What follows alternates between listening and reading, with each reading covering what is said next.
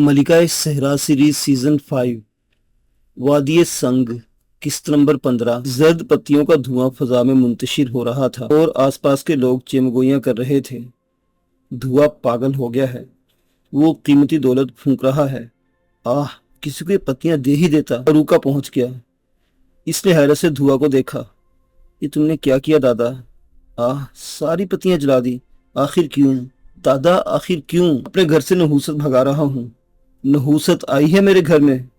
कैसी नहूसत? वैसी ही जैसी एक बार पहले आई थी और जो मेरे बेटे को खा गई थी। रुका संभल गया। फिर इसने कहा, यहाँ कौन आया था दादा? निगारा, बूढ़े ने जवाब दिया। मुझे यकीन था। अब यूं करो कि इस घर को भी आग लगा दो, क्योंकि नहूसत इस घर में भी आई है। तूने उस दिन औरत और लड़की का फर्क पूछा था? हाँ दादा, कोई फर्क नहीं होता। अंदाजा हो गया तुझे? इससे पहले दादा के सागी 19 साल पूरे हों, तुम इसे मेरी शादी करा दो। मैं करा दूं? हाँ, तुम ही मेरे सरपरस्त हो, ये काम तुम्हें ही करना है। औरत के हाथों मैं अपना बेटा खो चुका हूँ, वो काम फिर करूं जो करके आज तक पछता रहा हूँ। औरत इतनी बुरी शय है दादा, इससे भी बुरी। तुमने शादी की थी? हाँ की थी। तुम्हारी औरत मर चुकी, मगर तुम आज तक जिंदा हो। फिर अगर ऐसा ही तजर्बा था तुम्हारा तो तुमने मेरे बाप की शादी क्यों की? ठीक है दादा, मैं सागी से शादी नहीं करूंगा, लेकिन क्या? धुआं चौंक कर बोला, दारी वैगन में एक भी औरत नहीं होनी चाहिए।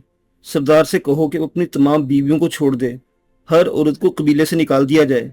मैं शादी नहीं करूंगा। ये बातें भी तुझे औरत ने ही सिखाई है ना? और अगर ऐसा ना कर सको तो सागी से मेरी शादी का बंदोबस्त करो। सब समझता हूं मैं, मगर शादी देवताओं की मलकियत है, हरगिज नहीं। वो सिर्फ मेरी मलकियत है, समझे दादा? वो सिर्फ मेरी मलकियत है दादा। ये बात तुम अपने दिमागों में बिठा लो। सागी को अब कोई मुझसे नहीं छीन सकता। आह, मुझे खतरा था, खौफ था मुझे। नाकाम रहा मैं, नहीं बचा सका। मैं तुझे औरत के शर से, इसके जाल से, और मैं इसी वक्त समझ गया था जब तूने औरत और लड़की का फर्क पूछा था। ऐसी बातें इसी वक्त जहन में आती हैं जब मुश्किलात घरों का रुख करती हैं। बूढ़े दुआ ने रुधी आवाज में कहा। निगारा अपनी बीवी से सरगोशियां कर रहा था। इसने खूबसूरत लहजे में कहा, सागी ने मुझे मुश्किल में डाल दिया है और मैंने अब तक इसे दूसरी लड़कियों के बरक्स ज्यादा मोहब्बत और ज्यादा चाहत से पाला है, सिर्फ इस ख्याल के तहत के जवान होने के बाद इसे माबद की पुजारन बनना है और इसके बाद से इस पर मेरा तसल्लुत खत्म हो जाएगा। लेकिन कुछ गलतियां मुझसे हुई। इसे आज़ादी नहीं देनी चाहिए थी, इसे इसका मौका नहीं देना चाहिए था कि वो किसी से मुलाकात करे। अब तू बता मुझे क्या करना चाहिए? मेरा अंदाजा है कि वो समझाने की हद से निकल गई है और अब इसे कोई नहीं समझा सकता। लेकिन आने वाला वक्त किस कदर खतरनाक होगा मेरे लिए जब मैं अपना वादा पूरा नहीं कर सकूंगा और हंगारा को ये बात मालूम होगी कि मैंने माबद से बदअहदी की है। तो जानती है माबद से बदअहदी की सजा क्या है? पूरे खानदान की हलाकत। बीवी ने जवाब दिया। हाँ, और इसमें मेरी बेगुनाह बेटियां भी मौत की जद में आ जाएंगी। अब तू मुझे बता के सागी को बचाने की कोशिश करूं, इसकी ख्वाहिश की तकमील करूं, या अपनी जिंदगी बचाने के लिए हाथ पा मारूं? क्या करना चाहता है निगारा? कुछ समझ में नहीं आ रहा। अरे वो तो मुझसे ऐसे बात करे जैसे अपने बराबर के लोगों से बात की जाती है। इसकी आंखों में ना शर्म है ना हया। वो दीवानी हो चुकी है और मौत की तरफ जाने वालों को हम कैसे रोक सकते हैं निगारा? अगर बात इसकी समझ में नहीं आ रही तो फिर इसके लिए कोई ऐसी तरकीब करो जिससे सब कुछ बेहतर हो जाए। मेरी समझ में कोई तरकीब नहीं आ रही। वो बदशक्ल जानवर जिसका नाम हम्बा है अपने दोस्त की मोहब्बत में अपनी जिंदगी तक खोने पर आमादा है। मुझे लगता है जैसे टारीवैगा में किसी बड़ी मुश्किल का नुज़ूल होने वाला है। हम भला इन जादूगरों से कैसे निपटेंगे जिनका जादू आसमान में सोराख कर देता है? अरे हमारी हैसियत क्या है? बिल्कुल ठीक कहते हो, मेरे दिमाग में एक तरकीब है। बेशक वो 19 साल की नहीं हुई, लेकिन ये तो एक रस्म है कि जब लड़के 19 साल की हो जाती हैं तब इन्हें माबद में पहुंचाया जाता है। हाँ, फिर तुम यूं करो कि इसे माबद पहुंचा दो। क्या मतलब? मतलब साफ है, इसे खामोशी से माबद पहुंचा दो। क्या ऐसा होता है? होता तो नहीं है, लेकिन हमें करना पड़ेगा। और इसका जवाब मैं क्या पेश करूंगा? तुम पहले माबद चले जाओ, बल्कि माबद ना जाओ, अपने चंद खास आदमियों को साथ लो और इसे बेहोश करके माबद ले जाओ। वहां जाकर सारी सूरत हाल बता दो। हमें तो वैसे भी इससे हाथ धोने ही है, और अगर ऐसी लड़की जो हमारी बात नहीं मान रही किसी तरह हमारे लिए तवज्जो का बाइस हो सकती है, लेकिन कम अज कम इस तरह ये तो होगा कि हमारी नेक नीयती वाज़ेह हो जाएगी। इसके बाद अगर सागी अपने तौर पर कोई कदम उठाए یا وہ دونوں ذلیل انسان کچھ کرتے ہیں تو یہ صرف اس کی ذمہ داری ہوگی۔ نگارہ بیوی کی بات پر دیر تک سوچتا رہا، پھر گہری سانس لے کر بولا، اس کے علاوہ اور کچھ کہا نہیں جا سکتا اور نہ ہی کیا۔ میرے خیال میں اس کے علاوہ اور کچھ کرنے کی ضرورت بھی نہیں۔ تو پھر اب تو بتا، تیری اس تجویز پر میں کب عمل کروں؟ جس قدر جلد ممکن ہو سکے، مطلب آج ہی رات۔ نگارہ پھر سوچ میں ڈوب گیا اور اس کے بعد اسے رکتے ہوئے کہا، اسے بے ہوش کرنے کے لیے کیا طریقہ کار اختیار کرے گی؟ سوپا کی بوٹیاں ہیں، تمہیں لانی ہوں گی۔ کتنی ذمہ داریاں میرے شانوں پر آ پڑی ہیں۔ کاش میرا بیٹا ہوتا تو شاید میری ذمہ داریاں تقسیم ہو جاتی۔ اگر ایسا ہوتا تو اس کی نوبت ہی نہ آتی۔ ہاں ٹھیک کہتی ہے، تو پھر میں جا رہا ہوں، نگارہ نے کہا، اور اس کے بعد وہ باہر نکل آیا۔ باقی کام نہایت خاموشی کے ساتھ کیا گیا تھا۔ نگارہ نے اپنے 4 ایسے خاص ساتھیوں کو ہمراہ لیا جو اس کے لیے کام کرتے تھے اور ایک طرح سے اس کے غلاموں کی حیثیت رکھتے تھے۔ اس نے بھاری لہجے میں کہا، دوستو، تمہیں جو کچھ کرنا ہے انتہائی خاموشی سے کرنا ہے، اور تم اس وقت تک اپنی زبان پر تالے لگا رکھو گے جب تک میں تمہیں اشارہ نہ دوں۔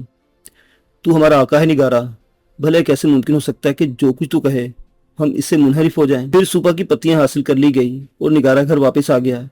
وہ اپنے 4 ساتھیوں کو ہدایت دے کر آیا تھا۔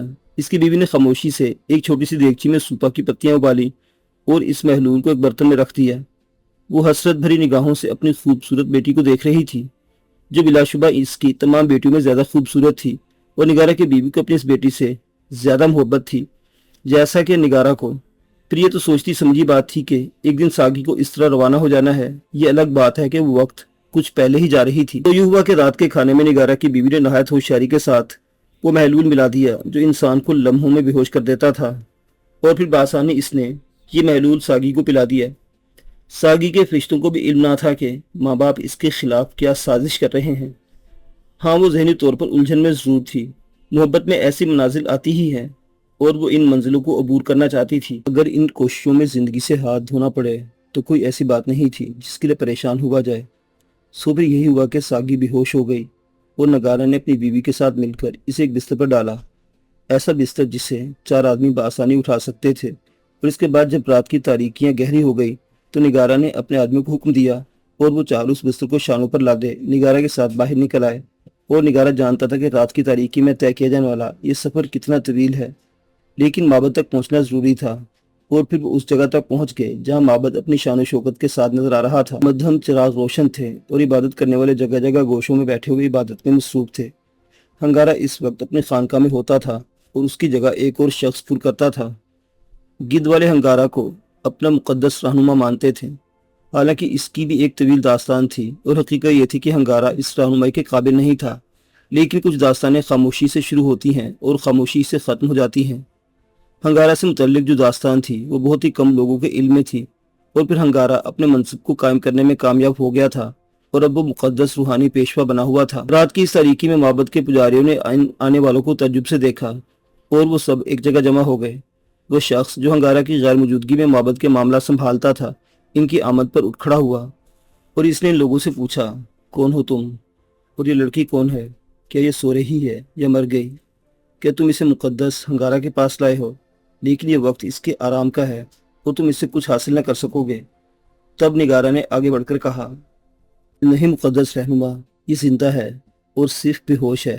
اگر ممکن ہو سکے تو عظیم ہنگارہ کو جگا کر میری مشکل سے روشناس کرا دو۔